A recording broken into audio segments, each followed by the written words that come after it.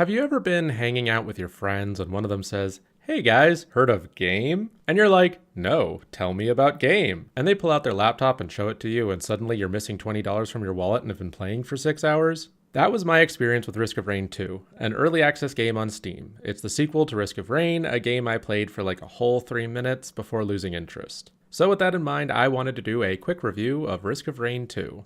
I do want to express that this is still early access, so some classes are not finished, there are only like 4 levels, but I don't think that means there's not something to talk about here, just that we may see big changes, additions, or improvements as the game's development moves forward. So forgive if this review becomes out of date. While the first game didn't really hold me, Risk of Rain 2 has definitely held my attention. The fact that it's 3D was a big improvement for me, and that you don't have to use Hamachi or port forwarding to play with your friends is a really big plus. Right now, there are like 6 classes available, 3 of which I got to play firsthand. Commando, which you start with, Huntress, which was my first to unlock, and Robot. Others are Engineer, Mercenary, and Flying Lady. The game revolves around dropping in and killing everything you can see. You get money, and then you spend that money on opening chests, or activating turrets, or support drones that follow you through the levels. The goal is to find the teleporter and start a boss fight. At the end, you get boss loot, and you can teleport to the next level. But you may want to take time to open more boxes, or see if you missed anything. However, there's a difficulty bar, and that difficulty bar ticks forward the longer you take, making the game harder and harder. So moving fast is kind of key, but you have to balance looting and progression so you don't end up fighting actual bosses as normal spawning enemies.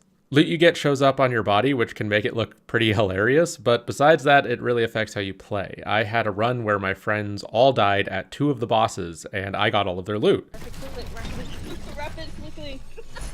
I gotta get all these items! Dude! 4 of those! You're gonna jump so far? So I ended up with like 8 of this bird that makes it so when you're sprinting, if you hit the jump button, you fly forward a certain distance. This stacks. So with 8 of them, I was basically leaping across the whole level. Nothing could catch me, but the difficulty got so high that when we finally hit the final level, they all got destroyed like right away. There aren't that many levels, as I mentioned before, so when you reach the end, you just loop back to the beginning, keeping the difficulty and the items to keep going until you die. So I mean, in reality, it's just a looping horde mode, but with friends, the game can be a blast. Even when they died, having them root for me as I managed to pull us through was really great and made it feel very satisfying. Oh my god, he's gonna do it! He made the distance!